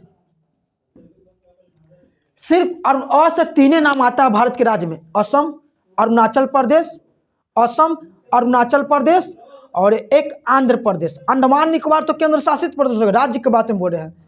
तो आंध्र प्रदेश को खाली नहीं लेना है, इसमें ऐड नहीं करना, हमेशा आंध्र प्रदेश को नहीं। अ से असम, अरुणाचल प्रदेश। उ से मात्र 2 गो आता है भारत में, या तो उत्तराखंड या तो उत्तर प्रदेश। तो उ से क्या हो गया, यूपी है ना, उत्तराखंड, यूपी, उत्तराखंड, यू के लिख दिया। तो उ से भी खत्म। उ से आप कोई नाम आता है, कोई नहीं, या तो उत्तर प्रदेश या तो उत्तराखंड। असम, अरुणाचल प्रदेश। उ से उत्तर प्रदेश, फिर उ से उत्तराखंड। ह से हरियाणा, ह से हरियाणा। बताओ ह से और कौन नाम आता है भारत के राज्य में, कोई आता है, एकदम नहीं आता है। ही से आएगा, तो ही से ही से कौन हो जाएगा, हिमाचल प्रदेश। क्या हो जाएगा, हिमाचल प्रदेश। फिर ये हो क से क्या हो जाएगा, क से एक आता है कर्नाटक, लेकिन यहाँ कर्नाटक को शामिल नहीं करता है, यहाँ कश्मीर को शामिल करना। क्या करता है, जम्मू कश्मीर को। क से कश्मीर बोले तो जम्मू कश्मीर। और मे से क्या होता है, मेघालय। इसके अलावा कोई मे से नहीं है। म से मणिपुर, मे से मेघालय। और ल से यहाँ कोई लद्दाख के अलावा कुछ है ये नहीं है। ल से और कुछ है नहीं, ल से लद्दाख। बी से बिहार के अलावा कुछ है, बी से कोई एक बी से भारत का राज्य नहीं, बिहार। और सी से सिर्फ सिक्किम, सी के अलावा कोई है, और सिक्किम के अलावा सी से सिक्किम। कितना आराम से हम ट्रिक बन गया। इतना अगर मैप पर देखे जाए तो रटते पार। खाली ट्रिक याद करना कि पूछेगा प्रश्न कि बिहार, प्रश्न क्या पूछेगा कोई भी एग्जाम, इनमें कर्क रेखा के उत्तर में स्थित कौन राज्य है, एक में से कोई एगो सटैले रहेगा। हमारा ट्रिक याद रहेगा अ उ ह ई नमक मेल बीसी। अ से असम, फिर अ से अरुणाचल प्रदेश। उ या तो यूपी या तो उत्तराखंड, दोनों उ से ही करता। उ से उत्तर प्रदेश, फिर उ से उत्तराखंड। ह से हरियाणा के अलावा कुछ भी नहीं आता। ही से हिमाचल प्रदेश के अलावा कुछ भी नहीं आता। न छोड़ दिए हैं। न से नागालैंड छूट गया होगा, कहाँ पर है, हरियाणा। न से नागालैंड, न से नागालैंड के अलावा कुछ है, कुछ नहीं। न से नागालैंड। म से क्या होगा, नमक। कहाँ पर हम देखें, नागालैंड कहाँ पर आ गया, नमक, न से नागालैंड, और म से फिर एगो छोड़ दिए, नमक साफा छोड़ दिए थे ना। हाँ, ट्रिक में थोड़ा, न से नागालैंड, अब म छूट गया था ना, म भी छूट गया, म यू लग रहा है ना, म से मणिपुर, म से मणिपुर, म से मणिपुर। ट्रिक में देखिए सेट करते हैं ट्रिक के, अ उ ह ही नमक मेल BC, ये कर्क रेखा के उत्तीर्ण में ट्रिक याद करवाने का ट्रिक है। अ से असम, फिर अ से अरुणाचल प्रदेश, उ से उत्तर प्रदेश, फिर उ से उत्तराखंड, फिर ह से हरियाणा, ही से हिमाचल प्रदेश, न से नागालैंड, म से मणिपुर, म से मणिपुर। महाराष्ट्र यहाँ नहीं लेना है, हाथ जोड़ के विनती करना, महाराष्ट्र और मध्य प्रदेश को छोड़ देना है। म से आता है ये दोनों भी, लेकिन महाराष्ट्र और मध्य प्रदेश को गांठ मान लेना कि नहीं होगा, नहीं होगा। म से क्या हो जाएगा, मणिपुर, मणिपुर, मणिपुर। उत्तर में क्या होगा, मणिपुर, मणिपुर। क से कश्मीर, क से कश्मीर, क से कने कश्मीर, कश्मीर बोले तो जम्मू कश्मीर। मे से मेघालय, ल से लद्दाख, बी से बिहार, सी से सिक्किम। एक कर्क रेखा के उत्तर में स्थित हो गया। कोई ट्रिक याद हुआ कि नहीं? अच्छा, ये सब कर्क रेखा के उत्तर में स्थित राज्य है, कर्क रेखा के उत्तर में स्थित अब राज्य है। और कर्क रेखा के अब दक्षिण में देख लेते हैं, तुरंत हो गया, बस खत्म। कर्क रेखा के दक्षिण में स्थित राज्य, कर्क रेखा के दक्षिण में स्थित राज्य, इसको भी ट्रिक से याद करवा देते हैं तुरंत। कर्क रेखा के, तो यहाँ का रहा क्या, मत ट्रिक, इसको ट्रिक क्या है, इसको ट्रिक क्या कहता है, मत गाँव काका, मत गाँव काके, ते अंधेरे में। इसका ट्रिक है, मत गाँव काके ते अंधेरे में, कर्क रेखा के दक्षिण में स्थित रहा। तो यहाँ ले लेते हैं म से महाराष्ट्र, म से महाराष्ट्र, त से तमिलनाडु, और कुछ आता है तमिलनाडु के अलावा त से? कुछ भी नहीं। ग से गोवा, ग से गोवा, ओ से ओडिशा, ओडिशा के अलावा और कुछ भी आता है? नहीं। का से कर्नाटक, क से कर्नाटक, क से क्या हो जाएगा, कर्नाटक, कर्नाटक, कर्नाटक। फिर के से केरल, के अलावा केरल के अलावा कुछ आता है? नहीं ना, केरल, केरल। फिर ते से तेलंगाना, तेलंगाना के अलावा कुछ आता है? नहीं। ते से तेलंगाना, तेलंगाना। अंधेरा से आंध्र प्रदेश, अंधेरा से आंध्र प्रदेश, अंधेरा से आंध्र प्रदेश, अंधेरा से आंध्र प्रदेश। ठीक, एक मानते हम इन चीज़ों को तेजी से। कर्क रेखा के दक्षिण में जो स्थित राज्य है उसको याद रखने का ट्रिक यहाँ ट्रिक है, ट्रिक, मत गाँव काके ते अंधेरे में, मैं यहाँ नहीं देखना, मत गाँव काके ते अंधेरे में। म से महाराष्ट्र, त से तमिलनाडु, तमिलनाडु के अलावा त से कुछ भी नहीं आता है। ग से गोवा, ग से गोवा, ओ से ओडिशा के अलावा कुछ भी नहीं आता। का से कर्नाटक, के से केरल, ते से तेलंगाना, अंधेरा से आंध्र प्रदेश। तो एक मतलब संपूर्ण तेजी से सबसे पहले बताना है कि कर्क रेखा पृथ्वी को कितने बराबर भागों में बांटती है? 2, एक उत्तर भारत, एक दक्षिण भारत। जब कर्क रेखा के 0 डिग्री अक्षांश रेखा के जब ऊपर कर्क रेखा के, देखिए हम बता चुके हैं, कर्क रेखा पृथ्वी के 2 बराबर भाग बांटती है, एक उत्तर भारत और एक दक्षिण भारत। कर्क रेखा भारत के बीचों बीच से गुजरती है, तिरछा तिरछी, तो कर्क रेखा भारत के बीचों बीच से होकर गुजरती है। कर्क रेखा भारत के कितने राज्यों से होकर गुजरती है? 8 राज्यों से होकर गुजरती है। याद रखने का ट्रिक, गरम छाछ पी तृप्ति मिलेगी। ग से गुजरात, र से राजस्थान, म से मध्य प्रदेश, छ से छत्तीसगढ़, झ से झारखंड, पी से पश्चिम बंगाल, तृप्ति से त्रिपुरा, मिलेगी से मिजोरम। फिर याद करने हैं हम लोग,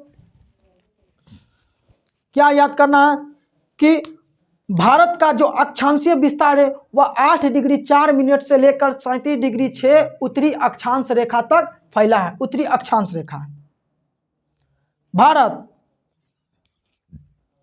फिर प्रश्न पूछेगा 23.5 डिग्री उत्तरी अक्षांश रेखा को क्या कहा गया है?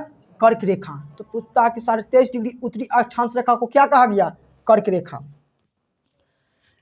कर्क रेखा भारत के 2 बराबर भागों में बांटती है। हाँ, फिर यहाँ बताना है कि कर्क रेखा के उत्तर में स्थित राज्य, तो याद रखने का ट्रिक अ उ उ ह ई नमक मेल BC।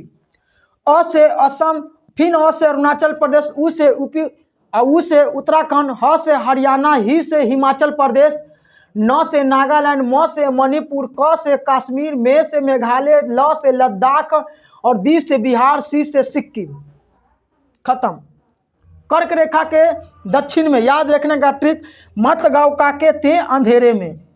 म से महाराष्ट्र, त से तमिलनाडु, ग से गोवा, ओ से ओडिशा, क से कर्नाटक, के से केरल, ते से तेलंगाना और अंधेरे में से आंध्र प्रदेश। अंधेरे में से यहाँ क्या हो जाएगा? आंध्र प्रदेश। क्या हो जाएगा? आंध्र प्रदेश। ये कुछ याद।